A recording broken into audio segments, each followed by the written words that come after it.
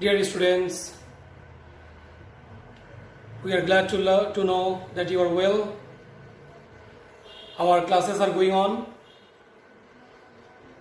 I think you are enjoying the class, staying at home. Today, I am going to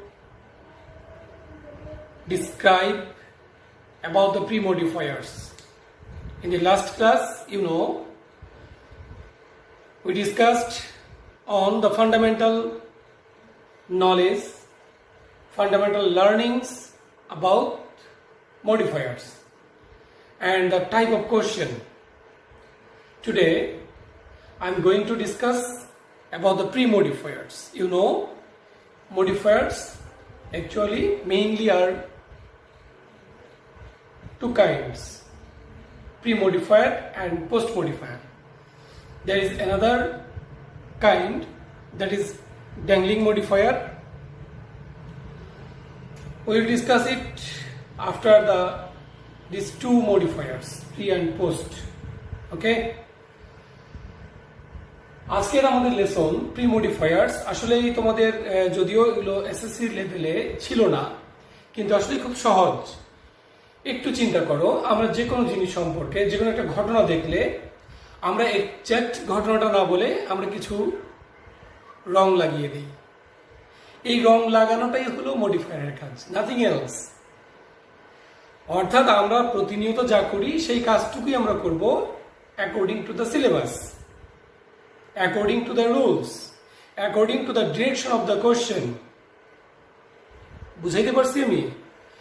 মনে রাখতে হবে আমাকে প্রশ্নে কি বলা হয়েছে, যা করতে বলা হয় এই সবগুলোই আমার জানা। আমাকে মনে রাখতে হবে, আমাকে ফলো করতে হবে এক্স্যাক্টলি আমাকে কি করতে বলা হয়েছে। এটা একটা বিষয় মাথায় রাখবে। আর বাক্যটা যাকে মডিফাই করতে বলছে তাকে চিনতে হবে একটু। এই দুটা কাজ যদি খালি মাথায় রাখো, আসলে এই মডিফায়ার খুব একটা কঠিন কিছু না। আমার বিশ্বাস তোমরা এই ক্লাসগুলো বিশেষ করে ফান্ডামেন্টাল তোমরা দেখেছো, আর একটু দেখবে যদি সমস্যা মনে হয়। আজকের প্রি মডিফায়ার এবং পোস্ট মডিফায়ার এই ভিডিও 3-4টা ভিডিও দেখলেই আমার বিশ্বাস হচ্ছে তোমাদের এই 5 মার্ক নিশ্চিত তোমরা ক্যারি করতে পারবে। ওকে, চলে আসো আমরা লেসনে যাই। প্রি মডিফায়ার হিসেবে আসলে যেসব শব্দগুলো আমরা পাই, যেসব ইকুইপমেন্টস উপাদান যদি আমরা বলি উপাদান, কোন উপাদানগুলো দ্বারা আমরা মডিফাই করতে পারবো, প্রি মডিফায়ার হিসেবে কে কে আসে, কাদেরকে আমরা পাবো, আজকের আলোচনায় তারা রয়েছে এখানে প্রি মডিফায়ার হিসেবে। যেমন ডিটারমিনার্স। ডিটারমিনার হচ্ছে নির্দেশক, এমন শব্দ যেগুলো নাউন সম্পর্কে, নাউনকে নির্দেশ করে। এই ডিটারমিনার একটা ফোল্ডার যদি আমরা ধরে নেই, এর সাব ফোল্ডার হিসেবে পাবো আমরা হচ্ছে আর্টিকেল, যেমন স্ট্যাটিভ, পসেসিভ, নিউমারালস অ্যান্ড কোয়ান্টিফায়ার্স। অর্থাৎ আমরা যখন কম্পিউটারে কোনো ডেস্কটপে কোনো ফোল্ডার দেখি, মনে করো তোমার এখানে আমাদের কলেজে আমি লিখে রেখেছি HSC। এই ফোল্ডারটাতে ডাবল ক্লিক করলে আমরা পাবো হচ্ছে ধরো সায়েন্স, অথবা আমরা পাবো ক্লাস 11। ওকে, এই 11 কে যদি আমরা আবার ডাবল ক্লিক করি, তখন হয়তো আমরা পাবো আরো 3টা ফোল্ডার। একটা হচ্ছে তোমার সায়েন্স, একটা হচ্ছে আর্টস, একটা হচ্ছে কমার্স। এই 3টা আমরা ফোল্ডার। তাহলে একটা, এই যে আমরা ডিটারমিনার বলছি, এই ডিটারমিনার হচ্ছে ধরে নাও একটা ফোল্ডার। এটাকে আমরা ওপেন করলে আমরা 1, 2, 3, 4, 5টা ফোল্ডার পাবো। বুঝাইতে পারছি? তার মানে এই সবগুলোই কি ডিটারমিনার, এই সবগুলোই হচ্ছে একই গোত্রের। ওকে, তাহলে মনে রাখো বা খেয়াল করো, এখানে আমরা বলেছি ডিটারমিনার। ডিটারমিনার কি জিনিস? ডিটারমিনার হচ্ছে সেই সব শব্দ যেগুলো নাউনের পূর্বে বসে, নাউন বা প্রোনাউনের পূর্বে বসে তাকে নির্দেশ করে, তার সম্পর্কে কোনো অ্যাডিশনাল ইনফরমেশন আমাদেরকে দিতে পারে, তাকে বিশেষায়িত করে, তার স্পেশাল কিছু বৈশিষ্ট্য আমাদেরকে তুলে ধরে, আমাদেরকে দেয়। এদেরকে আমরা বলছি ডিটারমিনার। যেমন আমরা বলছি আর্টিকেল। আমি বলতে পারি যে আই হ্যাভ পেন, আমার কলম আছে। যে কোনো কলম, আমি বলছি আই হ্যাভ পেন, আমার কলম আছে। যখন আমি এখানে স্পেসিফাই করবো এটাকে, আমি যদি বলি আ পেন, তাহলে কলম কয়টা আমি কিন্তু এখানে একটা নির্দিষ্ট করে বলে দিলাম যে আই হ্যাভ আ পেন, আমার একটা কলম রয়েছে।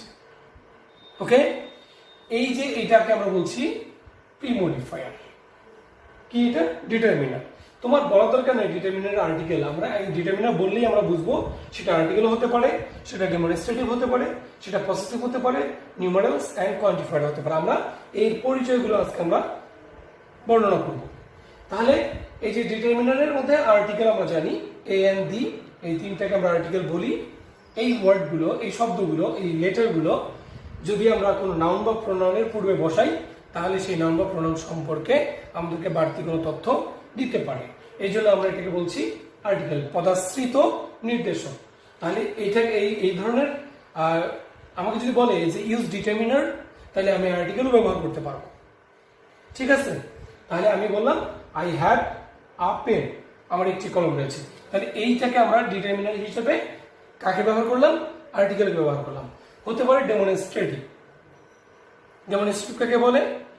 এটা হচ্ছে, এটাকে আমরা নির্দেশক বলি। যেমন আমরা বলছি দিস, দ্যাট, দোজ, দিস, এগুলো হতে পারে। এগুলো সবগুলি হচ্ছে ডেমনস্ট্রেটিভ।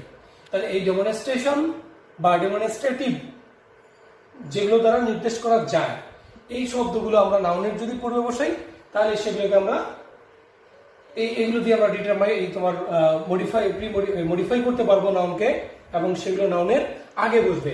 যেমন আমি যদি বলি আই নো দ্যাট ম্যান, এই দ্যাট শব্দটা স্পেসিফাই করলো, বিশেষায়িত করলো, এটাকে ডেমনস্ট্রেট করলো ম্যানটাকে। অর্থাৎ আই নো ম্যান, আমি মানুষকে চিনি। এখানে কিন্তু এটা ডেফিনিট না, ইনডিফিনিট হয়ে গেল, নির্দেশিত হলো না, যে কোনো ব্যক্তি হতে পারে। কিন্তু যখন আমি সামনে বসাইলাম এখানে দ্যাট শব্দটা, এই দ্যাট শব্দ বসে কি করলো? এটা মডিফাই করলো ম্যানকে। আই নো দ্যাট ম্যান, আমি ওই লোকটিকে চিনি। তাহলে এই দ্যাট হতে পারে, দিস হতে পারে।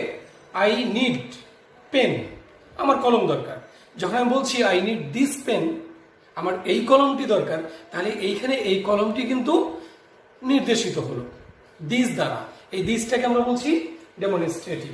তাহলে ডিটারমিনার হিসেবে আর্টিকেল এবং ডেমনস্ট্রেটিভ ব্যবহার করা যায় কিভাবে, সেটা আমরা দেখলাম। তারপর আসো possessive.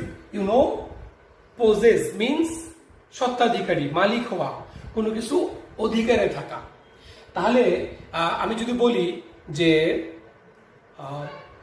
there is a laptop on the table, টেবিলের উপরে একটা ল্যাপটপ আছে। এখন কিন্তু এটা মালিককে আমরা জানি না, আমরা বলতে পারছি না, বা এটা মালিক জানলেও এই বাক্য দ্বারা সেটা বোঝায় না। যখন আমি বলবো যে দ্য ল্যাপটপ ইজ মাইন, অথবা যে আমি যদি বলি যে হিয়ার ইজ মাই ল্যাপটপ, এই যে মাই শব্দটাকে ব্যবহার করলাম, এইটাকে আমরা বলছি পসেসিভ ওয়ার্ড। এই পসেসিভ তিন ভাবে গঠিত হতে পারে। একটা হচ্ছে অপসেসিভ, একটা হচ্ছে তোমার পসেসিভ ওয়ার্ড, আর একটা হচ্ছে অ্যাপোস্ট্রফি। এই তিনটা দ্বারা আমরা মালিকানা বুঝতে পারি। যেমন আমরা বলতে পারি এরকম হাসানস পেন, হাসানের কলম। তাহলে এখানে অ্যাপোস্ট্রফি ব্যবহার করলাম। আবার হতে পারে the colour of the car, গাড়িটির রং, the price of the pen, কলমটির মূল্য, the height of the boy, বালকটির উচ্চতা। তাহলে এখানে অপসেসিভ ব্যবহার করলাম। পসেসিভ ওয়ার্ড, অ্যাপোস্ট্রফি এবং ওয়ার্ড পসেসিভ। এই তাহলে পসেসিভ বলতে আমরা বুঝাই। এখন এরকম বলা হলো যে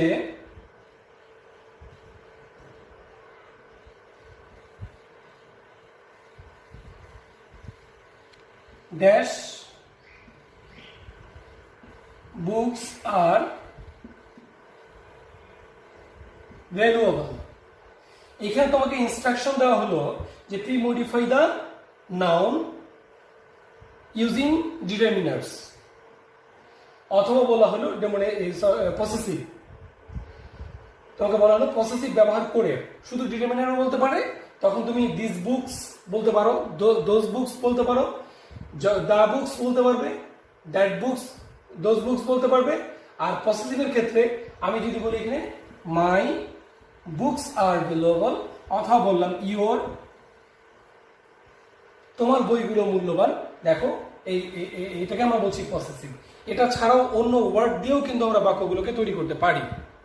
কিন্তু যদি আমাকে শুধু বলে যে ডিটারমিনার, তাহলে আমরা আর্টিকেলও ব্যবহার করতে পারছি, আমরা ডেমনস্ট্রেটিভ ব্যবহার করতে পারছি, আমরা পসেসিভ ব্যবহার করতে পারছি, আমরা যে কোনোটাই ব্যবহার করতে পারবো যদি আমাদেরকে কোনো স্পেসিফাই করে না দেয়, স্পেসিফিক ভাবে যদি আমাদেরকে না বলে।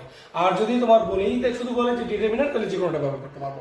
আর যদি আমাকে বলে দেয় ইউজিং পসেসিভ, তাহলে অবশ্যই আমাকে পসেসিভ ব্যবহার করতে হবে। আর যেহেতু এখানে আমরা শুরুতেই পাচ্ছি, এই জন্য আমরা ওয়ার্ড পসেসিভ ব্যবহার করছি, যে ইয়োর বুকস অথবা মাই বুকস অথবা আওয়ার বুকস ইত্যাদি ইত্যাদি।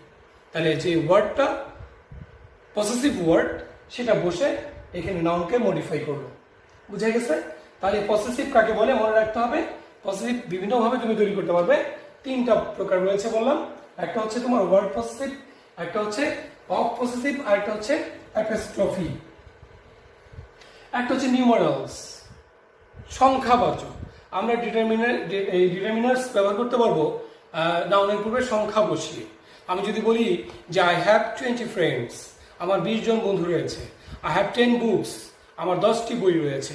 বলা থাকলে এরকম যে আই হ্যাভ ড্যাশ অথবা ড্যাশ বুকস, বা ইউ নিড ড্যাশ বুকস, এরকম বলা থাকলো you need dash books for the second year. দ্বাদশ শ্রেণীর জন্য তোমার ড্যাশ বুকস, এখানে তোমাকে বলা হলো যে pre modify the noun using numerals. যদি নিউমারালস বলে দেয়, তাহলে আমি এখানে সংখ্যা বসিয়ে দেবো 15 বুকস, 20 বুকস। আমার মনে চলো 10টা বসাবো, বসে, এটাও কারেক্ট। তুমি যে কোনো একটা সংখ্যা বসিয়ে দিলে তবে ফলো করতে হবে যে এটা সিঙ্গুলার অর প্লুরাল। যদি প্লুরাল হয় তাহলে প্লুরাল সংখ্যা বসাইতে হবে, শুধু এটুকু মনে রাখলেই হলো। তাহলে এটাকে আমরা বলছি নিউমেরালস। তাহলে ডিটারমিনারের আমরা পাইলাম নিউমেরালস। একটা হচ্ছে কোয়ান্টিফায়ার। কোয়ান্টিফাই পরিমাপবাচক, যেটাকে আমরা গণনা করতে পারি না সেটাকে আমরা পরিমাপ করি। তোমরা জানো যে আমরা চাল গণনা করতে পারি, দোকানে গিয়ে বলি না যে আমাকে 10টা চাল দিন, আমরা বলি না যে আমাকে 5টা আটা দিন, এরকম আমরা বলতে পারি না, কারণ এগুলো কাউন্ট করা হয় না, কাউন্ট করে বিক্রি করা হয় না, এগুলোকে পরিমাপ করা হয়। আমরা বলি 1 কেজি চাল দিন অথবা 2 কেজি আটা দিন, এরকম ভাবে আমরা বলি। তাহলে এটাকে আমরা বলছি পরিমাপবাচক। যেমন my father had 3 acres of land. Acre পরিমাপ করা হচ্ছে, 3 একর। যদি বলি some, I need some rice, some, many, এই যে যখন কোনো কিছুর পরিমাপ প্রকাশ করবে তাকে আমরা বলছি কোয়ান্টিফায়ার্স। তাহলে এরকম হতে পারে যে there are dash countries in the world. বিশ্বে ড্যাশ কান্ট্রিজ রয়েছে, আমরা বললাম many countries. There are many countries in the world, বিশ্বে অনেকগুলো দেশ রয়েছে। এই যে মেনিটা নির্দিষ্ট কোনো সংখ্যা বলেনি, 100, 150, 500 এরকম সংখ্যা বলেনি, তবে মেনি বলেছে, অনেকগুলো, একটা পরিমাপ বোঝাচ্ছে। এটাকে আমরা বলবো কোয়ান্টিফায়ার। তাহলে দেখো, আসলেই আমরা আগে ফলো করব যে কোশ্চেনটা আমাকে কি করতে বলেছে, ইনস্ট্রাকশনটা আমি দেখব, দেন কাকে মডিফাই করতে বলছে, যাকে মডিফাই করতে বলছে এবং কি দ্বারা মডিফাই করতে বলছে, এইটুকু শুধু মনে রাখলে, আর এই বিষয়গুলো তোমাদের জানা আছে, তারপরেও এই ক্লাসগুলো যদি বারবার দেখো, বারবার দেখলে তোমার এই জিনিসগুলো দেখতে, আমরা অনেক জিনিস আসলে যখন তুমি নিজে নিজে পড়তে বসবা, এই আমরা ক্লাসে তো অনেক সময় দেখা গেল যে তুমি টিচার এখন না শুনলে কি হবে, কিন্তু যখন তুমি ভিডিওটা দেখছো, এটা আসলে তুমি নিজের ইচ্ছা করে তোমার আগ্রহ নিয়ে তুমি দেখছো, আমরা এটা বিশ্বাস করি। এবং সেই আগ্রহটা যদি তুমি শুরু থেকে শেষ পর্যন্ত কন্টিনিউয়াসলি দেখো, কোনো জায়গায় সমস্যা হলে তুমি রিভিউ করো, ইভেন আমাদেরকে ফোন করো, এই জিনিসগুলো কিন্তু তোমাদের তাৎক্ষণিকই সমাধান নেওয়া সম্ভব। এবং খুব ভালো করে একটা ক্লাস সম্পন্ন করতে পারলে এই সংজ্ঞাগুলো মনে রাখতে পারলে আমার এখানে 5 মার্ক শুধু না, এই সব কিছু আসলে গ্রামার তো একটা ভাষাকে সুন্দরভাবে পরিচালিত করে, সুন্দর করে, শুদ্ধ করে। তা আমাদের সেই ভাষা তো আমরা জানবই, সেটাকে শুদ্ধ করে লেখার জন্য আমাদের এই সব গ্রামারগুলোই সেখানে কাজে লাগবে। তো প্রিয় শিক্ষার্থীরা, তাহলে আমরা জানলাম হলো ডিটারমিনার। এই ডিটারমিনারের এই অংশ আমাদের গেল, 1 নম্বর আমাদের গেল। এবার আসো অ্যাডজেক্টিভ। তোমরা জানো যেটা সহজ জিনিস, নাউনের আগে আমরা কোনো শব্দটাকে বসিয়ে নাউন বা প্রোনাউনের সেই নাউন সম্পর্কে যদি আমরা অতিরিক্ত কোনো তথ্য দিতে চাই, তার কোনো দোষগুণ, অবস্থা, সংখ্যা, পরিমাণ প্রকাশ করি, তাকে আমরা বলছি অ্যাডজেক্টিভ। এই অ্যাডজেক্টিভটা ব্যবহারের দিক থেকে 2 প্রকার, এটা আগেও বসতে পারে, পরেও বসতে পারে। তাহলে এখানে তোমাকে বলছি অ্যাডজেক্টিভ কি হিসেবে বসতে পারে? প্রি মডিফায়ার হিসেবে বসতে পারে। তাহলে প্রি মডিফায়ার হিসেবে বসলে আমরা কিভাবে ব্যবহার করব? আমরা লিখবো এখানে যেমন I lost dash book। আমি যদি বলি যে I lost the new book, অথবা আমি বললাম I need, আমার প্রয়োজন, নিউ বুক, নতুন বইয়ের, এই নিউ শব্দটা অ্যাডজেক্টিভ, যেহেতু এটা নাউনের অবস্থা প্রকাশ করেছে, আর যেহেতু পূর্বে বসছে সেই কারণে সেটা প্রি মডিফায়ার।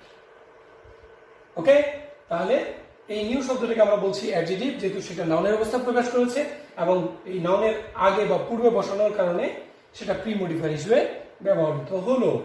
আচ্ছা, তাহলে অ্যাডজেক্টিভকে আমরা ব্যবহার করতে পারি প্রি মডিফায়ার হিসেবে। আমি ছোট ছোট বাক্য দ্বারা তোমাদের উদাহরণ দিচ্ছি, এই জন্য যে তুমি যদি এইটার ব্যবহারটা বাক্যের মধ্যে বুঝতে পারো। বইয়ে অনেক এক্সারসাইজ দেওয়া আছে, আমি কিছু শিট তোমাদেরকে আমি আমাদের ফেসবুক পেজে আমি দিয়ে দিব, প্র্যাকটিস, তোমরা এগুলো সলভ করবে। তোমাদের অনলাইনে পরীক্ষাও আমরা নিব, সেই পরীক্ষাগুলোও তোমাদের এইগুলোর উপর বেস করেই হবে, সে কারণে কাজগুলো তোমাদের কাছে ইম্পর্টেন্ট, গুরুত্ব সহকারে দেখা উচিত। এরপরে আসো প্রেজেন্ট পার্টিসিপল। আমরা জানি এটা আসলে one kind of adjective. Present পার্টিসিপলটাও কি করে, মানে যে কোনো পার্টিসিপলটাই ওই নাউন সম্পর্কে বলতে পারে। যেমন আমি যদি বলি যে আই স এ ডগ, আমি একটি কুকুর দেখেছিলাম, বাক্য কমপ্লিট। এখানে কিন্তু আর কিছু নাই, কিন্তু আমাকে এখানে সমস্যা হলো, আমাকে এখানে গ্যাপ দিয়ে বলা হলো যে pre modify the noun using participle, present participle. তাহলে আই স এ ডগ, এখানে আর কি আমি তার সম্পর্কে বলতে পারি? আমি বলতে পারি I saw A sleeping dog, দেখো তো স্লিপিং ডগ। আমি বলতে পারি রানিং ডগ, আমি বলতে পারি লাইং ডগ, আমি বলতে পারি তোমার সিটিং ডগ, বসে থাকা একটা কুকুরকে দেখলাম, ঘুমন্ত একটা কুকুরকে দেখলাম, দৌড়ে যাচ্ছে, দৌড়া অবস্থায় একটা কুকুরকে দেখলাম। এরকম আমরা যে কোনো ওই ভার্বের সঙ্গে আইএনজি যুক্ত করে আমরা প্রেজেন্ট পার্টিসিপল তৈরি করতে পারি, এবং সেটা যেহেতু এই ডগ সম্পর্কে বলছে সে কারণে সেটা প্রি মডিফায়ার হিসেবে আমরা এখানে ব্যবহার করতে পারি। আমাকে ইনস্ট্রাকশন বলা হয়েছে প্রেজেন্ট পার্টিসিপল করতে, তাই আমি মূল ভার্ব নিয়ে এসে তার সঙ্গে আইএনজি যুক্ত করেছি এবং এমন একটা শব্দ চুজ করেছি যেটা এই কুকুর বা ডগ সম্পর্কে তথ্য দেয়। এইটুকু শুধু মাথা খাটাও, তাহলে আর কোথাও প্রবলেম ফেস করবে না। ওকে, তাহলে প্রেজেন্ট পার্টিসিপল গেল। এবার আসলে পাস্ট পার্টিসিপল। আমি যদি এরকম বলি পাস্ট পার্টিসিপল কি, তাহলে ভার্বের পাস্ট ফর্ম যদি নাউনের কোনো অবস্থা প্রকাশ করে, অ্যাডজেক্টিভের কাজ করে, তাকে আমরা বলছি পাস্ট পার্টিসিপল। যেমন আমি যদি বলি যে the burnt child, CHILD, the burnt child was taken to hospital. আমরা বলতে পারতাম the child was taken to hospital, শিশুটিকে হাসপাতালে নিয়ে যাওয়া হয়েছিল। এখানে কিন্তু আমার বাক্যটা কমপ্লিট হয়েই যেত। সমস্যা হলো, আমাদের কোশ্চেন হলো, এখানে গ্যাপ দিয়ে আমাকে প্রশ্ন করা হলো, আমাকে নির্দেশনা দেওয়া হলো যে আমাকে পাস্ট পার্টিসিপল ব্যবহার করতে বলেছে অ্যাজ প্রি মডিফায়ার হিসেবে, অর্থাৎ আমি এই নাউনের আগে আমি বসাবো এবং সেটা হইতে হবে পাস্ট পার্টিসিপল ফ্রেজ বা সরি পাস্ট পার্টিসিপল। আর এই যে শব্দটা দেখো তো, ভার্বের পাস্ট ফর্ম এটা বার্ন, পোড়ানো। তাহলে এই বার্ন, পুড়ে যাওয়া। শিশুটিকে, মানে সন্তানটিকে, ছেলেটিকে, বা আমরা বলতে পারি ওয়াজ টেকেন টু হসপিটাল। তাহলে এই যে দেখো ভার্বের পাস্ট পার্টিসিপল, এই শব্দটাও কিন্তু আমরা নাউনের পূর্বে ব্যবহার করলাম এবং সেটা অ্যাডজেক্টিভ হিসেবে ব্যবহার হলো, যে কারণে আমরা বলছি এটাকে প্রি মডিফায়ার। অ্যাডজেক্টিভ হিসেবে আমরা পাচ্ছি, তাহলে প্রেজেন্ট পার্টিসিপলকে, পাস্ট পার্টিসিপলকে পাচ্ছি। একটা হচ্ছে নাউন অ্যাডজেক্টিভ। নাউন অ্যাডজেক্টিভ কি জিনিস আমরা এটা তোমরা জানো, নিজেরাও বলো। আমাদের কোনো বন্ধু যদি ঢাকায় থাকে, আমরা তাকে বলি এটা ঢাকাইয়া বন্ধু। বরিশাল থাকলে বরিশাইলা বন্ধু, নোয়াখালী থাকলে নোয়াখাইলা বন্ধু, ঠাকুরগাঁয়ের হলে ঠাকুরগাইয়া বন্ধু। সাধারণত আমরা এইভাবে তাদেরকে একটা বিশেষায়িত করি। এইখানে দেখো যে বলা হলো যে নাউন অ্যাডজেক্টিভ, সে নিজে নাউন। আমরা জানি দুটা নাউন পাশাপাশি বসতে পারে না, ঠিক আছে? দুটা নাউন পাশাপাশি বসতে পারে না। যদি তাহলে বসে, তখন আমরা কি করব? তখন দেখব যে প্রথম নাউনটা আসলেই নাউন হিসেবে বসেনি, এই নাউনটা পরবর্তী নাউনের অ্যাডজেক্টিভ হিসেবে বসছে, যে কারণে তাকে বলা হয় নাউন অ্যাডজেক্টিভ। আমি বুঝতে পারছি? নাউন অ্যাডজেক্টিভ হলো সেই সব শব্দ যেটা নিজে নাউন কিন্তু অন্য নাউনের পূর্বে বসে পরবর্তী নাউন সম্পর্কে তথ্য দেয়। উদাহরণস্বরূপ বলতে পারি বাস টিকেট। খেয়াল করো,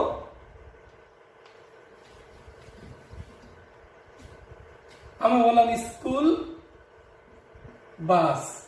আচ্ছা, বাসটা তো একটা নাউন, স্কুলটাও নাউন।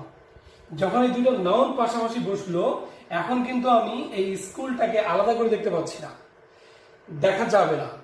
আমি বলছি বাস, প্রশ্ন করলাম কোন বাস, তখন তুমি বললা যে স্কুল বাস। তাহলে এই বাস সম্পর্কে অতিরিক্ত তথ্য দিল কে? School word. তাহলে সে নিজের নাউন কিন্তু এখানে কাজ করলো কার মতো? অ্যাডজেক্টিভের মতো। এই জন্য এটাকে বলা হয় নাউন অ্যাডজেক্টিভ। আমি এরকম বললাম যে মানি ব্যাগ, ব্যাগ তো নাউন, মানিও নাউন, কিন্তু যখন আমি দুটাকে পাশাপাশি রেখেছি, এই প্রথম নাউনটা আর নাউন থাকলো না, সেটা কাজ করলো অ্যাডজেক্টিভের ন্যায়, যে কারণে এটাকে আমরা বলছি নাউন অ্যাডজেক্টিভ। তো এরকম প্রশ্ন করতে পারে,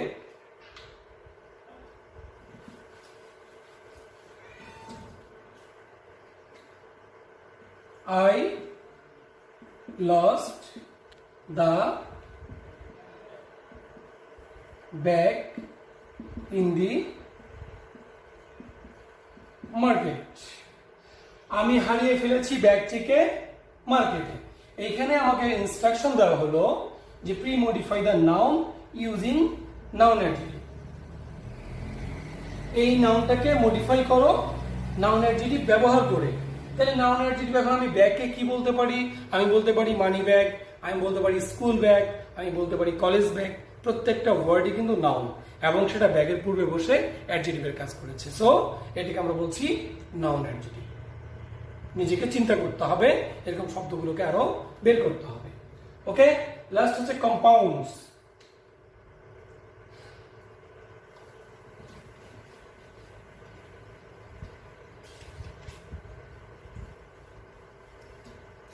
আমরা যদি কম্পাউন্ডস বলি, কম্পাউন্ডের বাংলা হচ্ছে যৌগিক, অর্থাৎ কিছু যৌগিক শব্দ, দুই বা ততোধিক ওয়ার্ড কিন্তু অ্যাডজেক্টিভ হিসেবে ব্যবহার হতে পারে।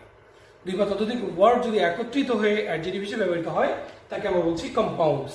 যেমন আমি যদি বলি a man can prosper in life surely.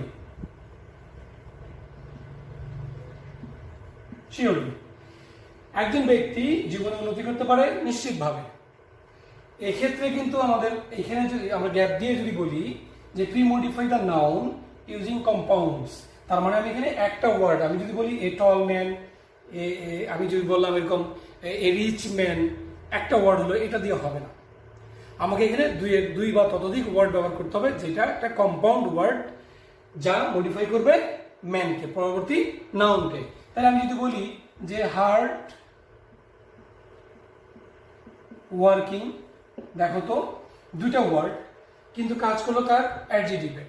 এই জন্য আমরা এটাকে বলতে পারি এটা একটা কম্পাউন্ড। এই কম্পাউন্ডগুলো কোথায় বসতে পারে? নাউনের পূর্বে বসে এই নাউনকে মডিফাই করতে পারে। তাহলে দেখো প্রিয় শিক্ষার্থীরা, আসলেই আমরা যা মনে করি যে ইংরেজি কঠিন, আসলে একদমই কঠিন না। ইংরেজি অনেক সহজ, অনেক সহজ। আমি বারবার বলছি অনেক সহজ, যদি এটাকে তুমি আনন্দের সঙ্গে এই পাঠটাকে তুমি করতে চাও। তুমি যদি এটাকে মন দিয়ে পড়ো, আমাদের আজকের ক্লাসটাতে দেখো, এই প্রি মডিফায়ার হিসেবে আমার মনে হয় তোমাদের আর কোনো কোয়েশ্চেন থাকার কথা না। তারপরেও যদি কোনো কারণে তোমাদের কোথাও বুঝতে সমস্যা হয়, অবশ্যই আমাকে নক করবে। আমার প্রত্যেকটা থাম্বনেইলে নাম্বার, প্রায় মোবাইল নাম্বার দেওয়া থাকে, অথবা তোমার বিভিন্ন জায়গায় দেওয়া আছে। তোমরা অবশ্যই, অথবা কমেন্ট বক্সেও কমেন্ট করে তোমরা প্রবলেম সলভ করে নিতে পারো। এত সুবিধা আসলে 5 বছর আগে চিন্তা করো ছিল না। কত কষ্ট করে পড়তে হয়েছে, টিচারের বাসায় চলে যেতে হয়েছে। এখন তুমি ঘরে বসে সেটা পাচ্ছ। একটু পরিশ্রম করলেই আমরা অনেক জিনিস অনেক সহজেই ঘরে বসে পেতে পারি। তো এই ভিডিওটা অবশ্যই তোমরা বারবার দেখবে এবং সেটাকে কাজে লাগানোর, যখন কাজে লাগাবে তখনই আমাদের এই কষ্টটা সার্থকতা লাভ করবে। ধন্যবাদ তোমাদেরকে। আমরা পরবর্তী ক্লাসে আসব পোস্ট মডিফায়ার নিয়ে। এই প্রি মডিফায়ার আরও কয়েকটা অপশন আছে, অল্টারনেটিভ কিছু শব্দ আছে, আমরা সেগুলি আলোচনা করবো। তারপর আমরা যাবো পোস্ট মডিফায়ার। ধন্যবাদ সবাইকে।